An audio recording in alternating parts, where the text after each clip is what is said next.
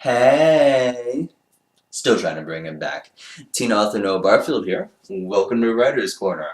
And you might immediately notice, yeah, I'm in long sleeves because it's like 40 degrees where I am in Florida. It's gotten a bit chilly. Not actually cold, but just chilly enough to where it makes me want to jump into a still on drying machine and heat up a bit, which I know is a bad idea. Don't tell me I already know.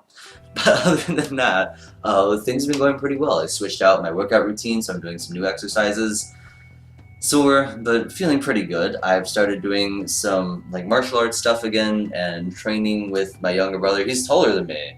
He's 16, he's taller than me, but he's still younger. I got thrown on the ground while we did a bit of grappling and I got like a little thing on the forehead there, but I can't complain. It gives me battle scars. It doesn't make me, I'm not a boring protagonist anymore. I'm an interesting character.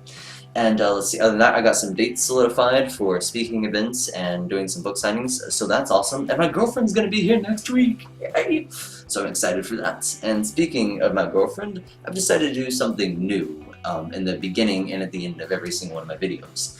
You see, the thing is, I may or may not occasionally be kind of an angry person.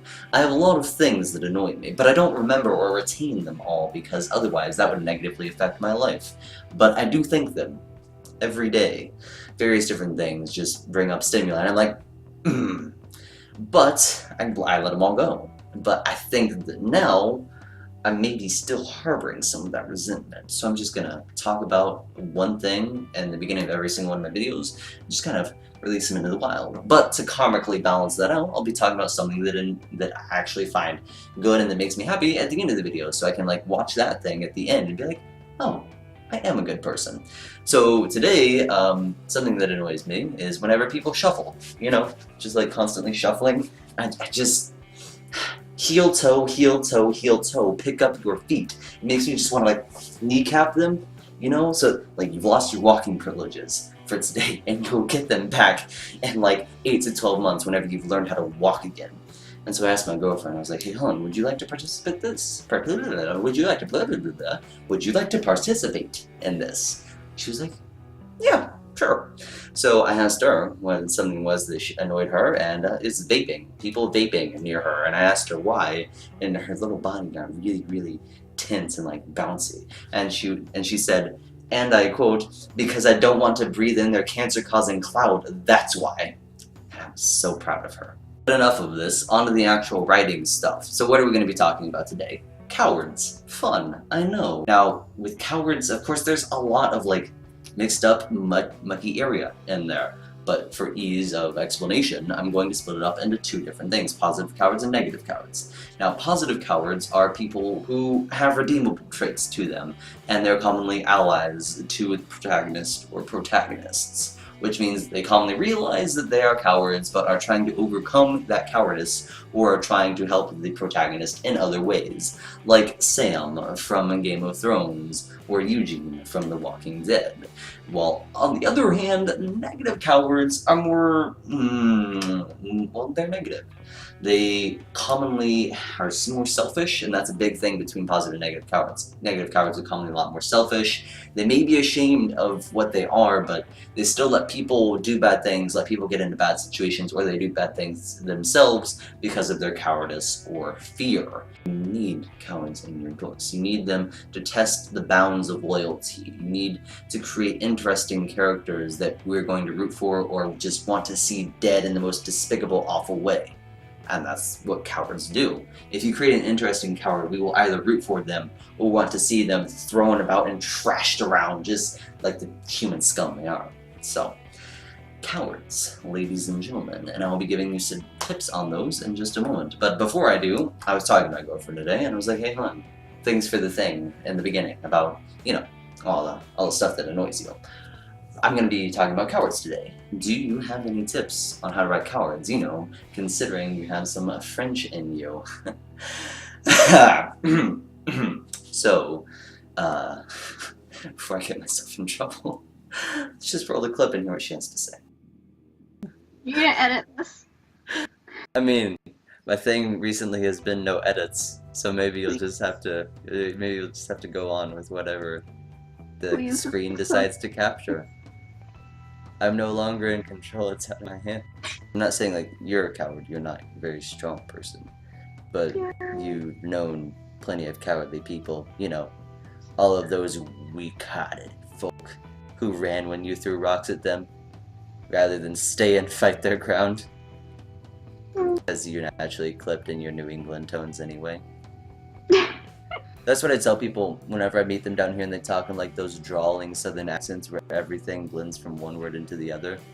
And I'm just like, yeah, I'm not as clipped as my girlfriend is, because you're snappy. Yeah. And you're so cute. So cute. Anyway. Tips for writing cowards, like just off the top of your head. Alright. Like making cowards that are not only useful but also interesting to read, you know? Mm-hmm. Yep. Okay, so here are tips. Are you gonna let me talk, or you're going to man-interrupt me? Shut up, baby, you love me. I can't even say that jokingly. Alright, Please, do continue.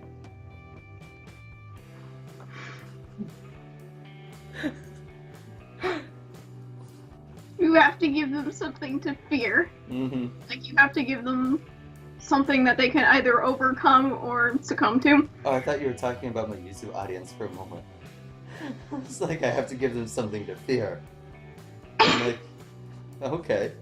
You have to give them something that they can fear, like, whether that's something that's rational or irrational, but it has to be a specific thing, and then make that reoccurring in the plot, so that way they have a chance to be cowardly. You also have to think about their motivation and exactly how far people will go to avoid something that they fear. Mm-hmm. So you can capture that, and you have to decide, like, on their level of cowardliness. Like, are they just afraid, and do they eventually pull through? Do they run away? Do they hide? Do they do bad things because they're afraid? And they'll just avoid their fear at all costs, even hurting other people, to, like, just stay away from what's coming after them or something. I'll tell you what's coming after you.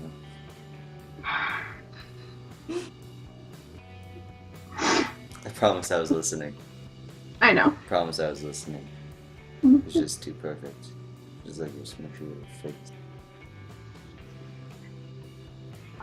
Forever immortalized on YouTube. No! I feel like you would make that the thumbnail too, and everybody would just see this. So my cute little sweetling said it best whenever she said cowards need something to fear, and sometimes that fear can be the detriment of somebody else. Now that fear can be something as simple as the concept of death, of ceasing to exist, and thus everything they do is so that they won't die. Time to get serious, roll up the sleeves here, and also because the heat is on, so it's actually a bit hot. But like my girlfriend said, give them fear, give them a motivation. Additionally, beyond that, you want to give them personality. You don't just want to give them fear and motivation, those are basic things, but you want to give them personality traits that make them entertaining to read, either making them do smart yet awful things, or making them have great lines of dialogue, giving them something that is appealing and beyond that. With cowards, we do want to see them get their just desserts. We want them to get their reward, whatever that may be. So we want to see this come to a resolution, meaning your allied cowards, your positive cowards, need to eventually overcome their cowardice or prove their usefulness in other ways. Then this can even be done in a final sacrifice kind of way, where they jump in front of the hero as the crossbow embeds itself in their chest and they fall down. Oh, I almost left you. You know, they can do that. Or they can finally get like stabbed in the back 100 times by the wronged, spurned lover of the protagonist who they betrayed. You know, finally getting their just desserts and what they've always deserved. Basically, we need to see a resolution to this character's arc. We can't spend too much time on the coward sub-arc. It always needs to be happening in the background. And you need to make sure that they remain a coward. That even as great as they may be with books or with engineering or, you know, even hand-to-hand combat, whenever things turn for the worst, they're out of there. As much as it may shame them, as much as it may hurt them, or as much as they don't care, they're out.